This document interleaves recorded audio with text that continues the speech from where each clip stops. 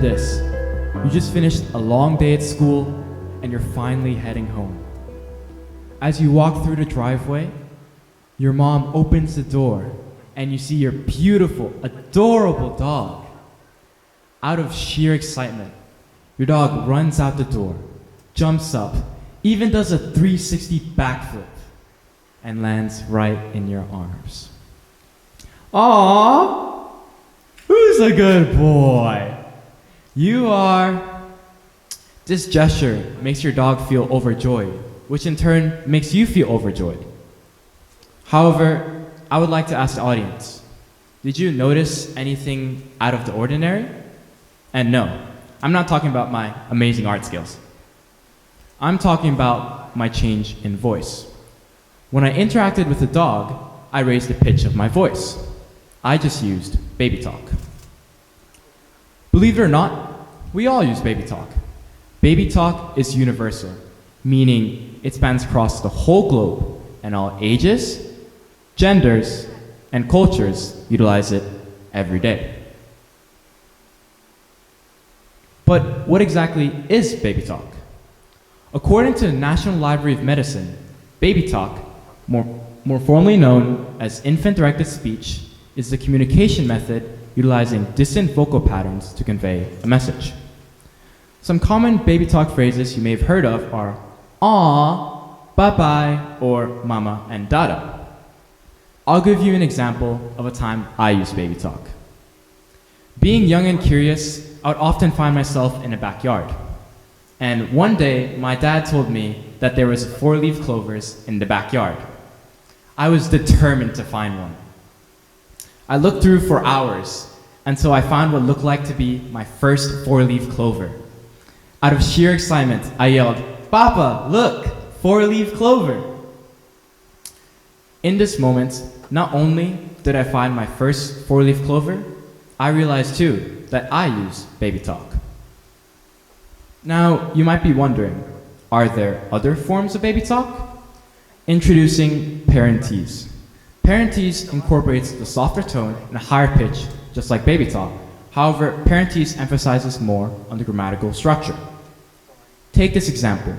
The mother and her child are strolling through the park. She points to the bird and says, "Look at that pretty birdie." Now, although this sentence maintains the playful tone, it is still a grammatically perfect sentence, making parentese a more effective method to communicate to your baby. So, why do we baby talk unconsciously? According to Mikkel Martin, an Emmy Award-winning journalist, it could be traced back to prehistoric roots. While the father would hunt and gather food for the family's survival, the mother would foster and care for the baby. This led to the emergence of baby talk. Baby talk was effective as it grasped the baby's attention. Baby talk was easy as all the mother had to do was adjust her voice to the baby's liking. Finally, baby talk communicated that the mother was in no position to harm the baby, rather foster a deeper and emotional bond. Let us examine the findings of Harvard's Music Lab. Over 1,500 recordings in indigenous, rural, and urban settings were documented worldwide, with adults communicating to babies. Of all the recordings, there were 3 shared characteristics: a softer tone, higher pitch, and unintelligible vocabulary. Let us examine the bizarre case of the Hadza tribe. The Hadza tribe is located in northern Tanzania, and although they lived a nomadic hunter-gatherer lifestyle, have no access to technology, and no access to urban areas, they still used baby talk. Now, I would like to challenge the audience and see if you can tell which conversations utilize baby talk and which ones do not.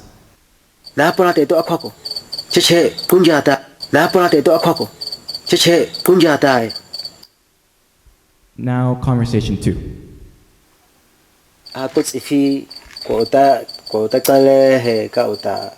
Kutula cheke tachana GPS be kwa hako kambi hukumatiko. Kwa utaba he GPS be ka utahakasasa kwa ko. Now, raise your hands if you think conversation 1 utilized baby talk. Now raise your hands if you think conversation 2 utilized baby talk. If you raise your hand for conversation 1, you are correct. In conversation 1, we had a higher pitch and more rhythm when speaking.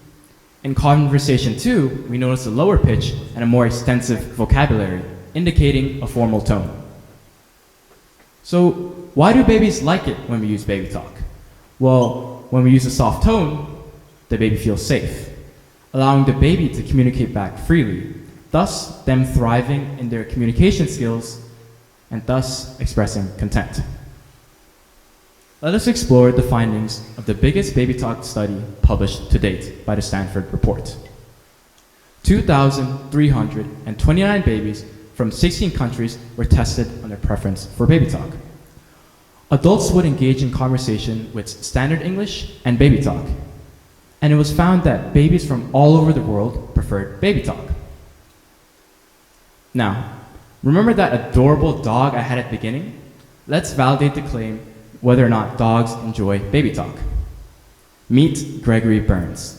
He's a neuroscientist at Emory University, and he wanted to explore the question, do dogs love us, or do dogs love us because we feed them?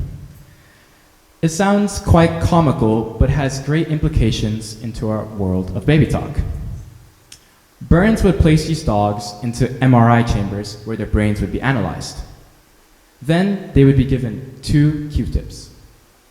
The first Q-tip would be the scent of food. The second Q-tip would be the scent of their owner.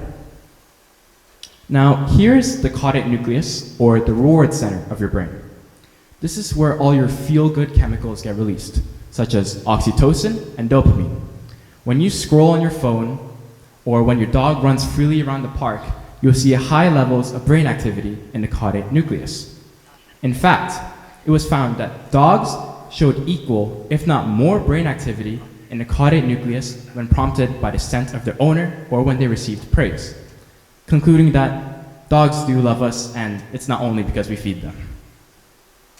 So now that we've explored baby talk in the realm of pets and infants, baby talk can be explored in relationships as well.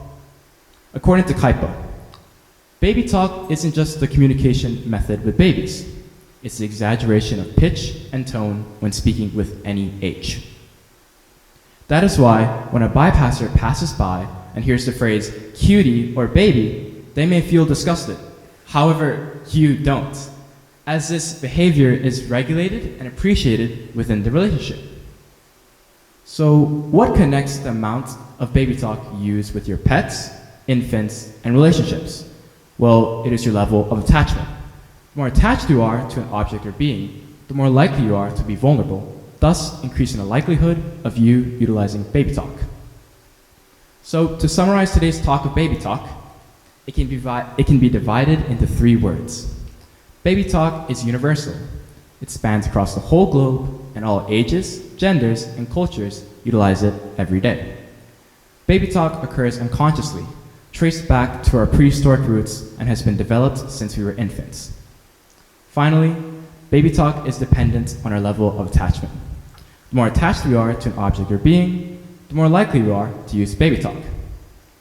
So next time you notice yourself sounding like a high-pitched toddler calling your dog the absolute cutest dog in the world, just know you've used baby talk. Thank you.